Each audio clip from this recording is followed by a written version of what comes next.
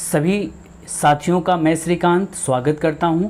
BEd entrance exam हो चुका है, तो हिंदी के जितने भी महत्वपूर्ण प्रश्न हैं, विद्यार्थियों के द्वारा जो प्रश्न भेजे गए हैं, आज हम उसका विश्लेषण करने वाले हैं और 100% ये प्रश्न आपके सही होंगे।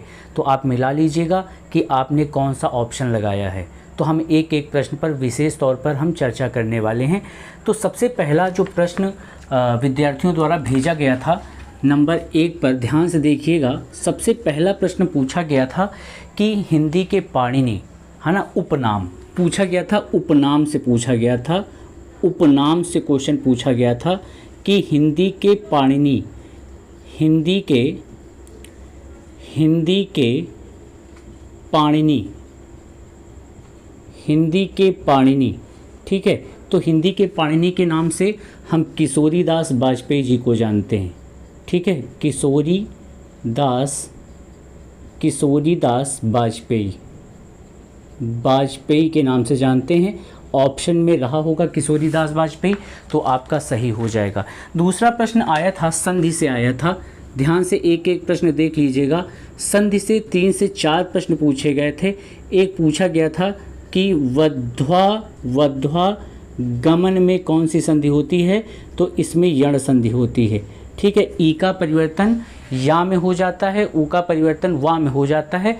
तो अगर आप इसको तोड़ेंगे तो ये हो जाएगा आपका वधूधन आगमन। क्या हो जाएगा? वधूधन आगमन हो जाएगा, ठीक है। तो यहाँ से ऊ की मात्रा और आ की मात्रा, नियम क्या बनेगा? यहाँ से ऊ की मात्रा और प्लस आ की मात्रा, ठीक है। ऊ की मात्रा और आ की मात्रा, यण संधि होगी। दूसरा पूछा गया था नंबर तीसरी संधि पूछी गई थी। मतलब कि कहने का मतलब यह है कि संधि में दूसरी जो संधि पूछी गई थी, पूछा गया था कि भैया आच्छादन, ठीक है, आच्छादन में कौन सी संधि होगी। तो यहाँ पर हमने आपको बताया था, नियम है कि आधन छादन। नियम यहाँ पर व्यंजन संधि का यह है, यदि छा के पहले कोई भी स्वर आ जाए, है ना, तो उस छा का परिवर्तन आधे चा और छा में हो जाता है ना। यही बताया गया था कि अगर छा के पहले कोई भी यहाँ पर कोई भी स्वर आ जाए तो इस छा का परिवर्तन आधे चा और छा में हो जाता है। ये नियम बताया था। ये व्यंजन संधि का उदाहरण है। पूछा गया था आच्छादन में कौन सी संधि है, तो आच्छादन में भैया व्यंजन संधि है, ठीक है। जैसे विधन छेद विच्छेद, अनुधन छेद अनुच्छेद, इस तरीके से प्रश्न बनेंगे। एक क्वेश्चन नंबर 4 आपसे पूछा गया था कि तपोवन में कौन सी संधि है, तो ये हो जाएगा आपका तपहधन वन, ठीक है। तपहधन वन, इसमें कौन सी संधि है? इसमें विसर्ग संधि है, ठीक है, विसर्ग संधि है। क्वेश्चन नंबर 5 पूछा गया था कि प्रत्युपकार में कौन सी संधि है।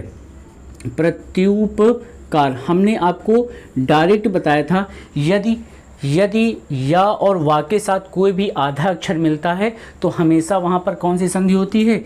यण संधि होगी। अगर इसका नियम देखा जाएगा, अगर तोड़ेंगे तो यहाँ से क्या हो जाएगा? प्रतिधन उपकार, कौन सी संधि बनेगी? प्रत्युपकार, ठीक है। इसके बाद वर्णमाला से सघोष से पूछा गया था। अब यहाँ पर क्लियर नहीं हो पाया, विद्यार्थियों ने जो भेजा है वर्णमाला में सघोष से पूछा गया था कि सघोष इनमें से कौन सा है, ठीक है। क्वेश्चन नहीं क्लियर है, फिर भी हम आपको बता दें, सघोष की संख्या कितनी होती है? 31 होती है। किसी भी वर्ग के तीसरे वर्ण प्लस चौथे वर्ण और प्लस 5वें वर्ण और प्लस स्वर, ठीक है, और प्लस आपके क्या हो जाएंगे? अंतस्थ व्यंजन, प्लस अंतस्थ व्यंजन और प्लस ऊष्म का हा, ठीक है। ये सभी भैया क्या होते हैं? ये सभी होते हैं आपके सघोष।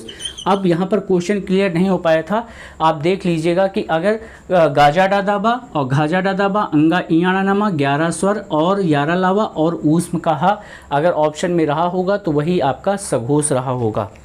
इसके बाद समाज से क्वेश्चन पूछा गया था। क्वेश्चन नंबर यहाँ से देख लीजिएगा 6वां, यहाँ से 7वां, ये 7वां प्रश्न हो जाएगा, ठीक है। सॉरी, यहाँ पर ये आपका 6वां प्रश्न हो जाएगा और ये हो जाएगा आपका 7वां प्रश्न, ठीक है। पूछा गया था कि रसोई घर, ठीक है, आपसे क्वेश्चन पूछा गया था कि रसोई घर रसोई घर में कौन सा समास है, तो रसोई के लिए घर होता है, तो इसमें हो जाएगा आपका तत्पुरुष समास। ठीक है, कौन सा समास हो जाएगा, तत्पुरुष समास हो जाएगा। ठीक, इसके बाद एक क्वेश्चन पूछा गया था, उच्चारण स्थान से पूछा गया था, क्वेश्चन नंबर 8वां पूछा गया था, उच्चारण स्थान से पूछा गया था कि ओष्ठ व्यंजन कौन सा है। ठीक है, ओष्ठ व्यंजन कौन सा है, तो यहाँ ऑप्शन में अम्मा रहा होगा, तो आपका ऑप्शन सही हो जाएगा। ठीक है, कंठ, इसको हम क्या कह सकते हैं, इसको नासिक के ओष्ठ भी कह सकते हैं, है ना, पाफा बाभा माँ, क्योंकि जो ओष्ठ व्यंजन होते हैं वो सभी कहाँ से उच्चारित होते हैं, ओंठों के स्पर्श से उच्चारित होते हैं, और पा वर्ग का उच्चारण हमेशा ओष्ठ की सहायता से होता है। ठीक है, चलिए इसको हटा रहे हैं हम, इसका स्क्रीनशॉट लेते रहिएगा। ठीक है, चलिए क्वेश्चन नंबर 9 देखेंगे। क्वेश्चन नंबर 9 जो आपका पूछा गया था, कुछ वर्तनी से प्रश्न भी पूछे गए थे। ठीक है, वर्तनी से देखिए कौन कौन से प्रश्न पूछे गए थे। एक तो क्वेश्चन पूछा गया था क्वेश्चन नंबर 9। ठीक है, क्वेश्चन नंबर 9 पूछा गया था कि अंत्याक्षरी कैसे लिखा जाता है, तो अंत्याक्षरी शुद्ध ऐसे लिखा जाता है, याद रखिएगा। एक क्वेश्चन नंबर 10वां पूछा गया था, वर्तनी का ही पूछा गया था, आविष्कार, आविष्कार। ठीक है, आविष्कार ऐसे नहीं, ऐसे लिखा जाता है, आविष्कार। ठीक है, शुद्ध आविधन, हाँ ठीक है, आविष्कार ऐसे लिखा जाएगा, याद रखिएगा। ठीक है, आविष्कार। इसके बाद कुछ दिशाएं पूछी गई थी, क्वेश्चन नंबर 11 दिशा पूछी गई थी कि आग्नेय दिशा कौन सी होती है, तो हमने आपको चार्ट के माध्यम से बताया था, ये इस दिशा को कहते हैं ईशान दिशा कहते हैं, कई बार बता चुके हैं। ठीक है, इस दिशा को, ये आपकी उत्तर दिशा है, ये आपकी दक्षिण दिशा है, ये आपकी पूर्व दिशा है, और ये आपकी पश्चिम दिशा है। तो पूछी गई थी आग्नेय दिशा, ये आग्नेय। ठीक है, या इसे हम आग्नेय भी बोलते हैं, क्या बोलते हैं, आग्नेय भी बोलते हैं। तो पूर्व और दक्षिण के मध्य के कोण को आग्नेय कोण बोलते हैं, ये पूछा गया था। वैसे बात बता दें आपको, आपका पश्चिम और उत्तर के मध्य की दिशा को हम क्या कहते हैं, हम बोलते हैं वायव्य बोलते हैं, क्या बोलते हैं, वायव्य बोलते हैं। और एक दिशा ये होती है आपकी नैऋत्य, कौन सी दिशा होती है, नैऋत्य दिशा होती है, पश्चिम और दक्षिण के मध्य की दिशा को। तो यहाँ पर ऑप्शन कौन सा हो जाएगा, आपका आग्नेय। ठीक है, क्वेश्चन पूछा गया था कि दक्षिण और पूर्व के मध्य के कोण को क्या कहते हैं, आग्नेय कोण कहते हैं। ठीक, इसके बाद वाक्यांश के लिए एक शब्द से क्वेश्चन पूछे गए थे कि कम बोलने वाला, क्वेश्चन नंबर 12, कम बोलने वाले को कहते हैं अल्पवाची कहते हैं। ठीक है, कम बोलने वाले को अल्पवाची कहते हैं। इसके बाद झूठ बोलने वाला, क्वेश्चन नंबर 13, झूठा बोलते हैं, झूठ बोलने वाले को हम क्या कहते हैं, झूठा बोलते हैं। ठीक, पर्वत की तलहटी, है ना, ये क्वेश्चन बहुत बार हमने आपको बताया है। क्वेश्चन नंबर 14 है पर्वत की तलहटी। इसके 3 प्रश्न बनते हैं, पर्वत की तलहटी, पर्वत के पास की भूमि के, या पर्वत के नीचे समतल भूमि को हम क्या कहते हैं, तो उपत्यका कहते हैं, क्या कहते हैं, उपत्यका कहते हैं। उपत्यका ये है आपका पर्वत की तलहटी, पर्वत की तलहटी। ठीक है, इसके बाद अल्प भोजन करने वाला, तलहटी। ठीक है, क्वेश्चन नंबर 15 है, अल्प भोजन करने वाले को हम क्या कहते हैं, अल्पाहारी, क्या कहते हैं, अल्पाहारी बोलते हैं, हारी, अल्पाहारी। अल्प भोजन करने वाले को अल्पाहारी कहते हैं, या कम भोजन करने वाले को अल्पाहारी कहते हैं। एक क्वेश्चन पूछा गया था आपका, क्वेश्चन नंबर 16 पूछा गया था, जीएस का क्वेश्चन था कि सत्यार्थ प्रकाश पुस्तक के लेखक कौन है, तो दयानंद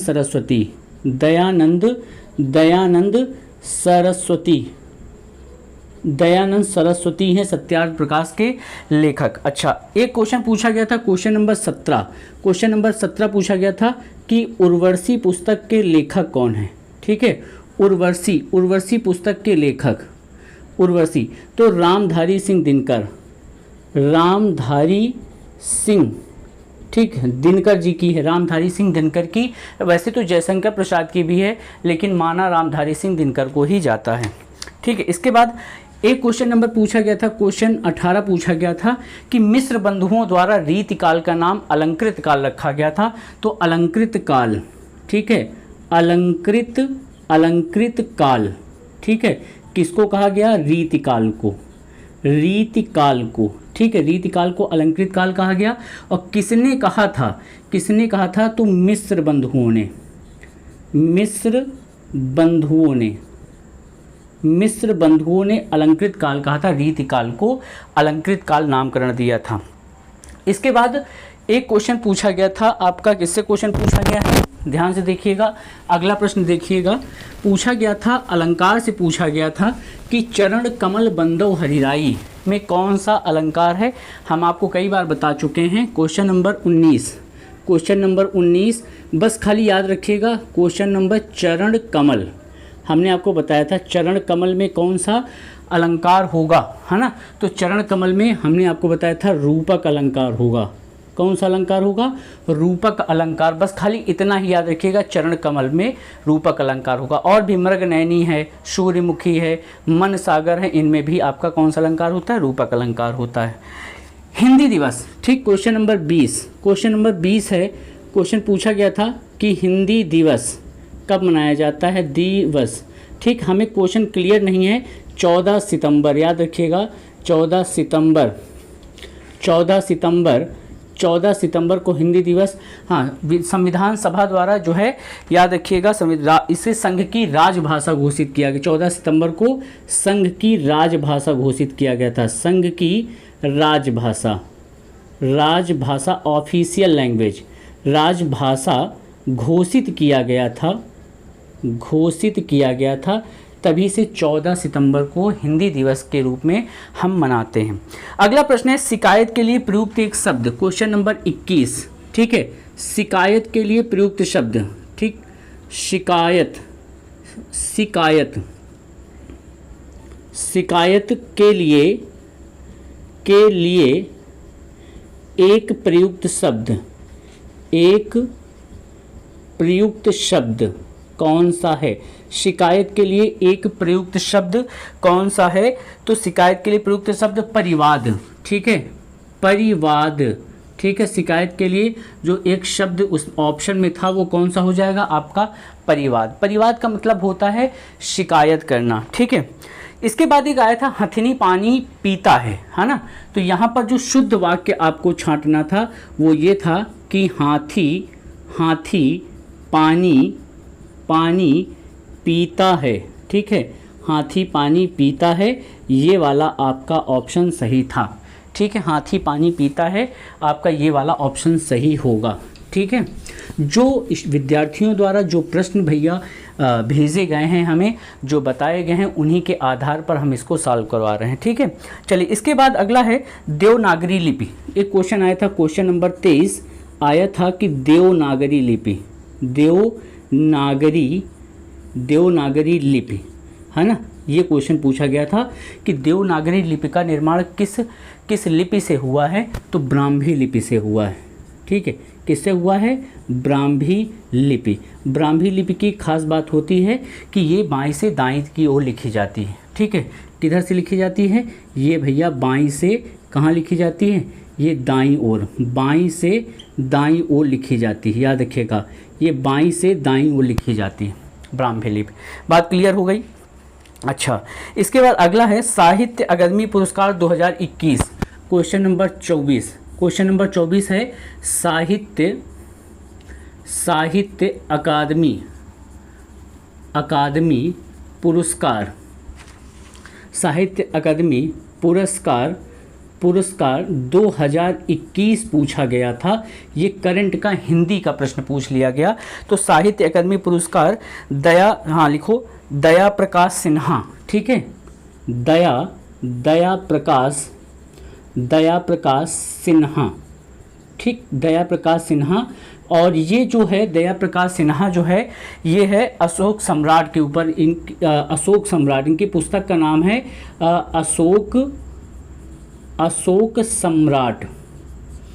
अशोक सम्राट, है ना। तो साहित्य अकादमी पुरस्कार 2021 का इसे दिया गया, दया प्रकाश सिन्हा को दिया गया, और ये इनकी पुस्तक का नाम है अशोक सम्राट या सम्राट अशोक, ठीक है, ठीक, सम्राट अशोक सम्राट या सम्राट अशोक कह सकते हैं। ठीक है, इसके बाद आया था एक, हमने आपको जब साहित्य पढ़ाया है तो साहित्य में एक प्रश्न पूछा गया है। हमने आपको बताया है कि कीर्तिलता, आदिकाल जब पढ़ाते हैं तो बताते हैं कीर्तिलता पुस्तक के लेखक कौन है। बहुत महत्वपूर्ण प्रश्न है ये, और एक बार नहीं कई बार एग्जाम में पूछा भी गया है कि कीर्तिलता पुस्तक के लेखक का नाम बताओ। ठीक है, कीर्तिलता पुस्तक के लेखक का नाम बताओ, और कीर्तिलता में किस शहर का उल्लेख किया गया है। ठीक है, तो क्वेश्चन नंबर आपका क्वेश्चन नंबर हो जाएगा आपका 25वां देखेंगे। क्वेश्चन है आपका कि कीर्तिलता पुस्तक के लेखक हैं विद्यापति। कौन है? विद्यापति। ठीक, और इन्होंने कि इस पुस्तक में जो है एक शहर है, इसका नाम है जौनपुर। ठीक है, जौनपुर शहर का उल्लेख किया है इन्होंने। ठीक है, जौनपुर शहर का उल्लेख किया है। चलिए, ये तो कुछ महत्वपूर्ण प्रश्न हो गए। इसके बाद हम आगे बढ़ेंगे।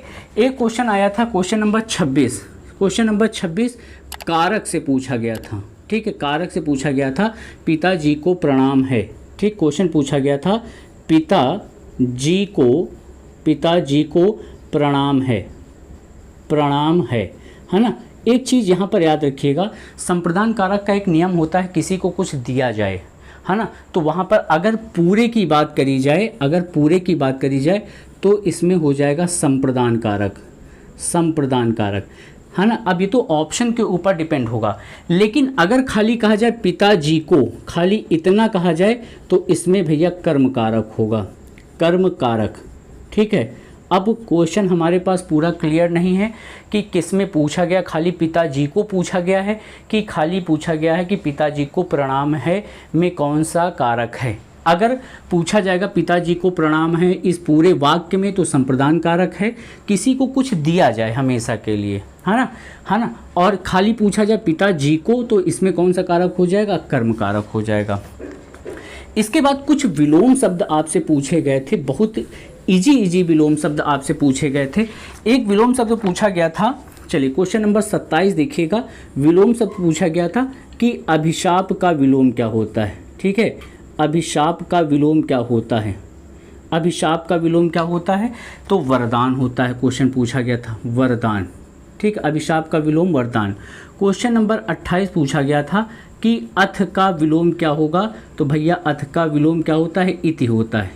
अथ का मतलब शुरुआत, इति का मतलब खत्म करना। क्वेश्चन नंबर 29 पूछा गया है कि अज्ञ का विलोम क्या होगा। ठीक है, तो अज्ञ का विलोम होता है भैया विज्ञ। ठीक है, क्या होता है? विज्ञ। जो कुछ ना जानता हो और जो बहुत जानता हो उसे हम क्या कहते हैं? उसे विज्ञ कहते हैं। एक और पूछा गया था क्वेश्चन नंबर 30 अंतर्मुखी। ठीक है, अंतर्मुखी का अपोजिट क्या होगा?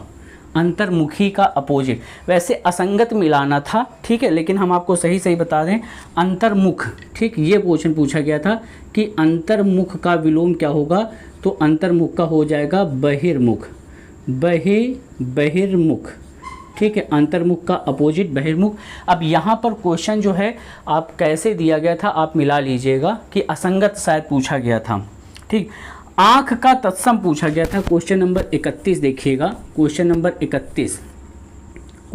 31 है, पूछा गया है कि आँख का तत्सम क्या होता है? आँख का तत्सम पूछा गया था, तो भैया सबको पता है आँख का तत्सम क्या होता है? अच्छी होता है। आँख का तत्सम क्या होगा? अच्छी होगा। एक क्वेश्चन पूछा गया था, क्वेश्चन नंबर 32 पूछा गया था। देखिए सीरियल नहीं है, जो हमको क्वेश्चन मिले हैं वही हम आपको करवा रहे हैं।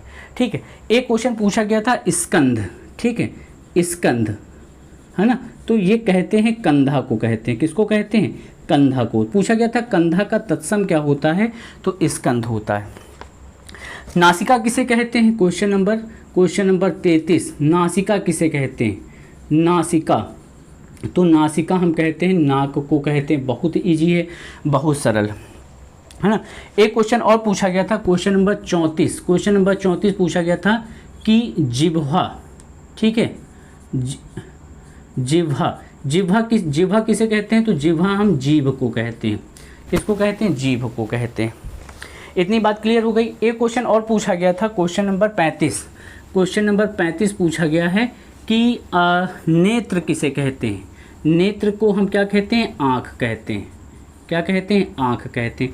बहुत सरल प्रश्न हैं, बहुत इजी प्रश्न हैं, इतने इजी प्रश्न हैं कि आप यकीन नहीं करोगे, एकदम सरल प्रश्न हैं। ठीक है, कोई भी आँख बंद करके लगा सकता है। ठीक है, तो उम्मीद है कि आप लोगों के ढेर सारे प्रश्न सही होंगे। अगर आपके दिमाग में कोई प्रश्न ऐसा है कि लगता है कि ये वाला प्रश्न नहीं कराया गया है, तो आप हमें कमेंट बॉक्स में मैसेज ज़रूर करिएगा सभी लोग। ठीक है, इसके बाद कुछ पर्यायवाची पूछे गए थे। एक पर्यायवाची पूछा गया था, पर्यायवाची भैया कौन कौन से पूछे गए थे। देखिए, जल का पर्यायवाची पूछा गया था, तो जल के पर्यायवाची वैसे हम बता दे रहे हैं कौन कौन से होते हैं। एक नीर होता है, तोय होता है, ठीक है, अम्ब होता है, सलिल होता है, सलिल, ठीक है, सलिल होता है। और एक होता है जीवन होता है, ठीक, अमृत भी होता है। क्या होता है, अमृत भी होता है जल के पर्यायवाची। तोय, वारी, ये बहुत ढेर सारे होते हैं। ठीक है, इसके बाद एक क्वेश्चन पूछा गया था, क्वेश्चन नंबर 36, ये हो गया 36। क्वेश्चन नंबर 37 देखिएगा, पूछा गया था धरती के पर्यायवाची। ठीक है, धरती के पर्यायवाची अब कौन सा था आप देख लीजिएगा। जैसे एक विपुला, ठीक है, एक होता है विपुला, ठीक है, धरती का पर्यायवाची है। धात्री, ठीक है, धात्री भी होता है। ठीक है, इसके बाद होता है विपुला, धात्री, मेदिनी, ठीक है, मेदिनी भी होता है। ठीक है, मेदिनी होता है। धरा भी होता है। एक होता है वसुंधरा, धरा और वसुंधरा ये दोनों होते हैं। ठीक, धरा और वसुंधरा ये दोनों होते हैं। चलिए, इसके बाद अगला है बहुत बोलने वाला। Question number 38। बहुत बोलने वाले को हम कहते हैं वाचाल। क्या कहते हैं, वाचाल। ऑप्शन में होगा वाचाल। बहुत बोलने वाले को हम भैया क्या कहते हैं, वाचाल कहते हैं। जो कम बोलता है उसको हम अल्पवाची या हम क्या कहते हैं, मितभाषी कहते हैं। ठीक है, मरने की इच्छा। क्वेश्चन नंबर 39 थोड़ा सा डिफरेंट आया था कि भैया मरने की इच्छा। क्वेश्चन थोड़ा दूसरी तरीके से था, मिलान करना था कि इनमें से कौन सा गलत है। तो मरने की इच्छा मुमूर्षा होता है, याद रखिएगा। क्या होता है, मरने की इच्छा मुमूर्षा। और इसके स्थान पर दिया गया था मुमुक्षा। मुमुक्षा मोक्ष की इच्छा को कहते हैं। इसके स्थान पर क्या दिया गया था, मुमुक्षा दिया गया था। ये भैया कहते हैं मोक्ष की इच्छा को कहते हैं, मोक्ष की इच्छा को कहते हैं। ठीक है, मोक्ष की इच्छा को मुमुक्षा कहते हैं और मरने की इच्छा को मुमूर्षा कहते हैं। लोगों का मिलन हो। Question number 40। जहाँ पर लोगों का मिलन हो उसे हम कहते हैं सम्मेलन। क्या कहते हैं, जहाँ पर लोगों का मिलन हो उसे हम सम्मेलन कहते हैं। एक बोली से प्रश्न पूछा गया था। एक क्वेश्चन किससे पूछा गया था, एक क्वेश्चन आया था बोली से। ठीक है, चलिए मिलाते रहेंगे आप लोग। क्वेश्चन आया था बोली से, पूछा गया था, हाँ आपसे पूछा गया था। क्वेश्चन नंबर 41 देखिएगा। क्वेश्चन नंबर 41 पूछा गया था कि बिहारी हिंदी इनमें से कौन सी नहीं है। पूछा गया था बिहारी हिंदी पूछा गया था। तो भैया बिहारी हिंदी में जो ऑप्शन थे 4 वो कौन कौन से थे, मगही, मैथिली, भोजपुरी। ठीक है, एक था मगही और एक था मैथिली और एक था भोजपुरी। ठीक है, भोजपुरी और एक था छत्तीसगढ़ी। एक ऑप्शन में था छत्तीसगढ़ी। ठीक, छत्तीसगढ़ी। तो भैया छत्तीसगढ़ी नहीं होगा क्योंकि छत्तीसगढ़ी कौन सी हिंदी का है, ये आपके पूर्वी हिंदी का है। ठीक है, पूर्वी हिंदी का है। तो छत्तीसगढ़ी ऑप्शन में रहा होगा तो नहीं, क्योंकि अवधी, बघेली और छत्तीसगढ़ी ये पूर्वी हिंदी की बोलियां हैं। ताशी परंपरा, गारता व ताशी। एक क्वेश्चन आया था, गारता तथा ताशी परंपरा को आगे बढ़ाने का काम किसने किया है, तो शिव सिंह सेंगर। क्वेश्चन नंबर 42 तासी परंपरा, ठीक है, आया था कि तासी परंपरा को बढ़ाने का काम, तासी परंपरा को बढ़ाने का काम किसने किया है?